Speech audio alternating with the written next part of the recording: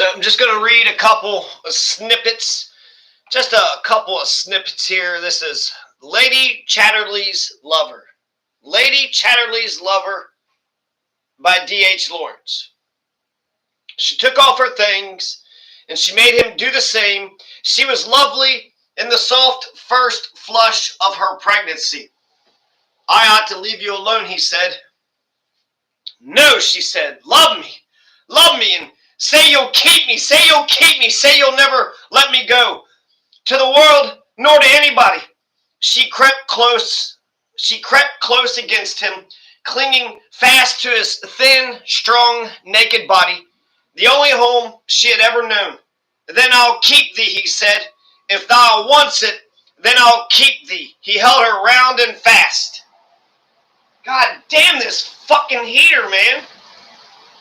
I was doing such a good job. I think I'm going to, turn it off and then come back and then come back. Maybe.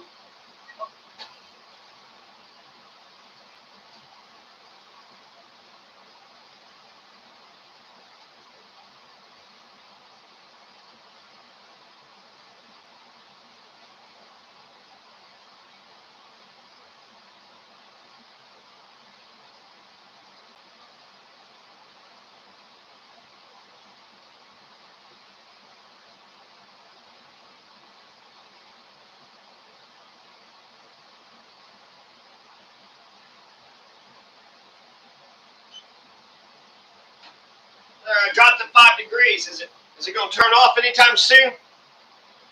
No? It's going to keep going? Because who gives a shit, right?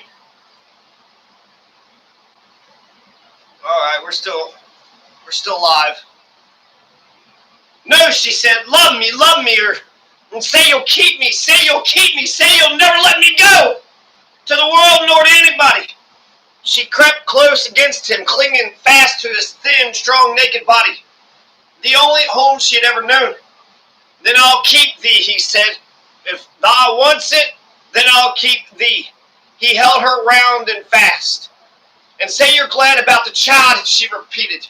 Say you're glad about the child, she repeated. Kiss it, kiss my womb. And say you're glad it's there. But that was more difficult for him. I've a dread of putting children in the world, he said. I've such a dread of the future for them. But you put it into me. Be tender to it, and that will be its future already. Kiss it. He quivered, because it was true. Be tender to it, and that will be its future. At that moment, he felt a sheer love for the woman. He kissed her belly and her mound of Venus, to kiss close to the womb and the fetus within the womb.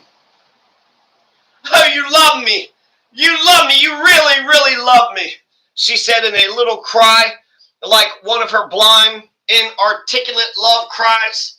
And he went in to her softly, feeling the stream of tenderness flowing in release from his bowels to hers. The bowels of compassion kindled between them. And he realized as he went in to her that this was the thing he had to do, to come into tender touch without losing his pride or his dignity or his integrity as a man. After all, if she had money and means and he had none, he should be too proud and honorable to hold back his tenderness from her on that account. I stand for the touch of bodily awareness between human beings, he said to himself, and the touch of tenderness, and she is my mate, and it is a battle against the money and the machine and the insentient ideal monkeyishness of the world. The insentient ideal monkeyishness of the world. D.H. Lawrence, Lady Chatterley's Lover. D.H. Lawrence, Lady Chatterley's Lover. And she will stand behind me there. Thank God I've got a woman. Thank God I've got a woman who is with me and tender and aware of me. Thank God she's not a bully nor a fool. Thank God she's a tender, aware woman. And as his sing sprang into her, his soul sprang towards her too. And the creative act that is far more than procreative. She was quite determined now that there should be no parting between him and her, but the ways and means were still to settle. Do you hate Bertha Coots? She asked him. Bertha Coots? Who the fuck is this Bertha Coots? Coutts. Bertha. Big Bertha? Do not talk to me about her, the man said. I guess this is Lady Chatterley and her lover, right? So the lover. Lady Chatterley, do you hate Bertha Coots? Do not talk to me about her, said the lover. Lady Chatterley, yes, you must let me, because once you liked her, and once you were as intimate with her as you are with me, so you have to tell me. Isn't it rather terrible when you've been intimate with her to hate her so? Why is it? I don't know. She sort of kept her will ready against me, always, her ghastly female will, her freedom. A woman's ghastly freedom that ends in the most beastly bullying. Oh, she always kept her freedom against me like vitriol in my face. But she's not free of you even now. Does she still love you? No. If she's not free of me, it's because she's got that mad rage. She must try to bully me. But she must have loved you. No. Well, in specs, I suppose she did. She was drawn to me. And I think even that she hated. She loved me in moments. But she always took it back and started bullying. Her deepest desire was to bully me. And there was no altering her. Her will was wrong from the first. But perhaps she felt you really didn't love her. And she wanted to make you. My God, it was bloody making. But you didn't really love her, did you?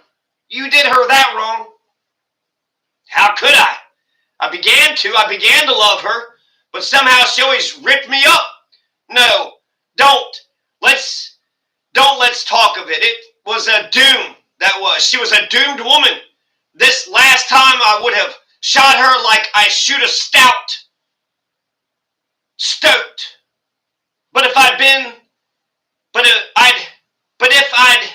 but allowed a raven doomed thing in the shape of a woman, if only I could have shot her and ended the whole misery. It ought to be allowed. When a woman gets absolutely possessed by her will against everything, then it's fearful. And she should be shot at last. And shouldn't men be shot at last if they got possessed by their own will? Aye, the same. But I must get free of her, or she'll be at me again. I want to tell you I must get a divorce if I possibly can. So we must be careful. We mustn't really be seen together, you and I. I never could stand it if she came down on me and you. Connie pondered this. Then we can't be together, she said. Not for 6 months or so. But I think my divorce will go through in September. Then till March. But the baby will probably be born at the end of February, she said. He was silent.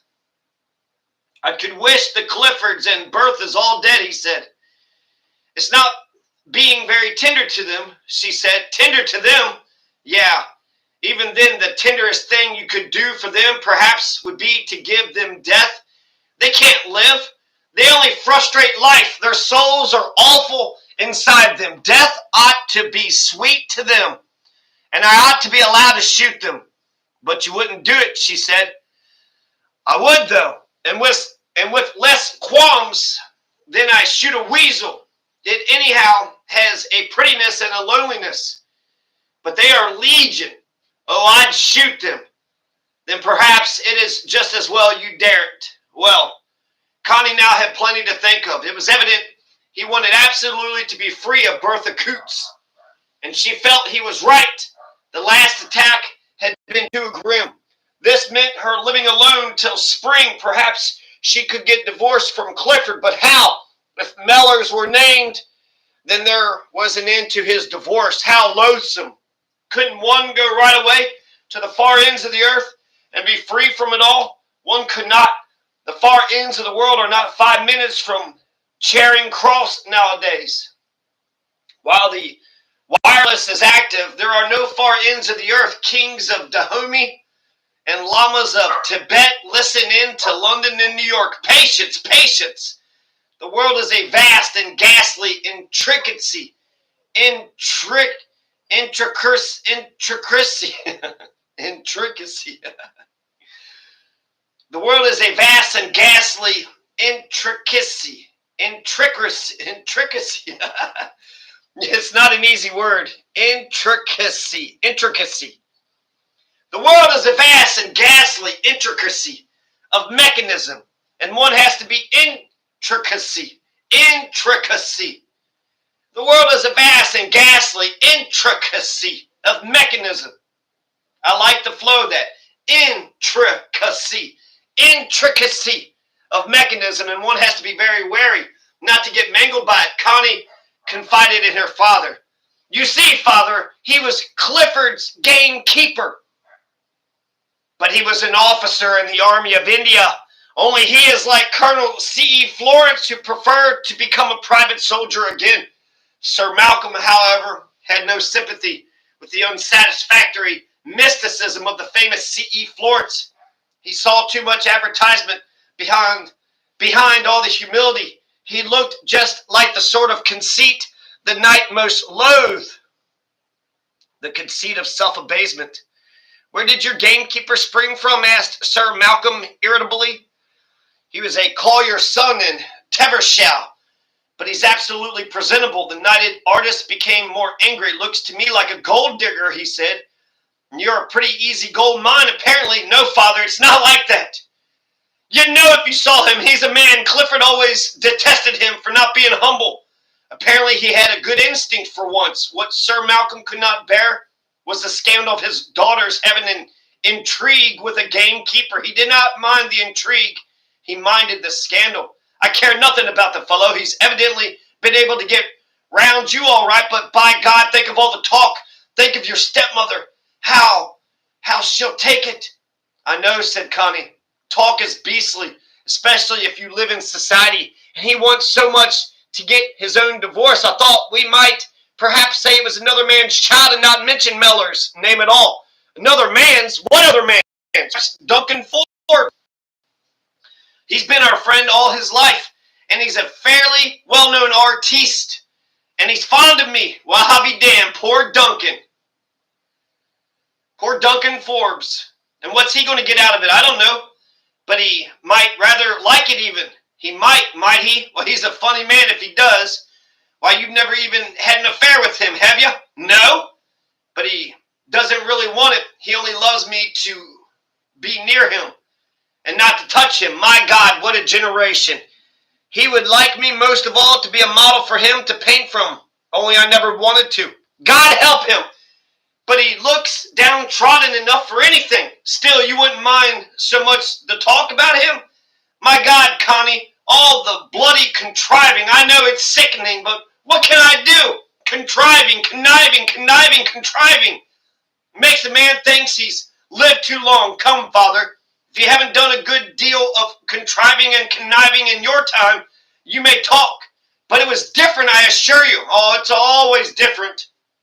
Hilda arrived, also furious, when she heard of the new developments. And she also simply could not stand the thought of a public scandal about her sister and a gamekeeper so too humiliating. Why should we not just disappear separately to British Columbia and have no scandal, said Connie. But that was no good. The scandal would come out just the same, and if Connie was going with the man, she better be able to marry him. This was Hilda's opinion. Sir Malcolm wasn't sure the affair might still blow over. But will you see him, father? Poor Sir Malcolm. He was by no means keen on it. And poor Mellors. He was still less keen. Yet the meeting took place. A lunch in a private room at the club, the two men alone, looking one another up and down. Sir Malcolm drank a fair amount of whiskey. Mellors also drank. And they talked all the while about India, on which the young man was well informed. On which the young man